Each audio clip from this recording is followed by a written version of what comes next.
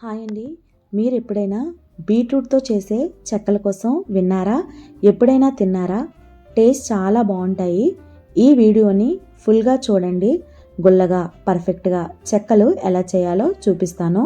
ముందుగా ఒక గిన్నెలోని 3 కప్పుల బియ్యం పిండిని తీసుకోవాలి.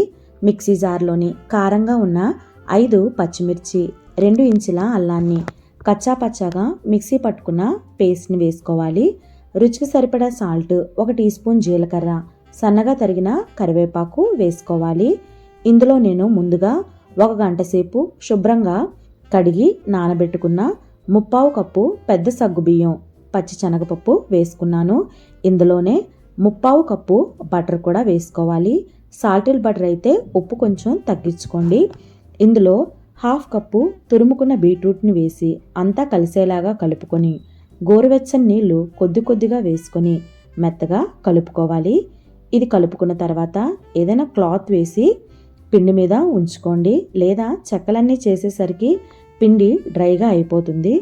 ఇప్పుడు ముద్దని చిన్న చిన్న ఉండల్లాగా చేసుకొని పూరీ మిషన్లో ఇలా పాలిథిన్ కవర్ని వేసి కొంచెం ఆయిల్ని 2 వైపులా రాసి పిండి ముద్దను పెట్టి స్లోగా ప్రెస్ చేస్తే రౌండ్గా వస్తాయి. ఇలా చేసిన చెక్కల్ని డీప్ ఫ్రైకి సరిపడా ఆయిల్ తీసుకొని వేడయ్యాక చెక్కల్ని ఒక్కొక్కటిగా వేసుకోవాలి. మీడియం ఫ్లేమ్లోని టర్న్ చేసుకొని మంచిగా ఫ్రై అయ్యాక తీసి పక్కన ఉంచుకోవాలి. చెక్కలన్నిటినీ ఒకేసారి వేస్తే ఈవెన్గా ఫ్రై అవ్వండి. కొన్ని చెక్కలుగా వేసుకుంటే అవి మొత్తం అంతా ఫ్రై అవుతాయి. ఇలా ఫ్రై అయిన చెక్కల్ని పక్కన తీసి ఉంచుకోవాలి. ఇలాగే అన్నీ కూడా చేస్తూ ఫ్రై చేసి తీసుకోవడమే. తప్పకుండా ట్రై చేయండి, చాలా గుల్లగా వస్తాయి.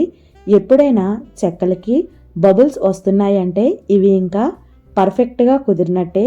మనం చేసే ఏ వంటలకి అయినా ఆకుకూరలైనా కాయగూరలైనా కలిపి చేయడం వల్ల ఆరోగ్యానికి మంచిదే కదండి. ట్రై చేయండి.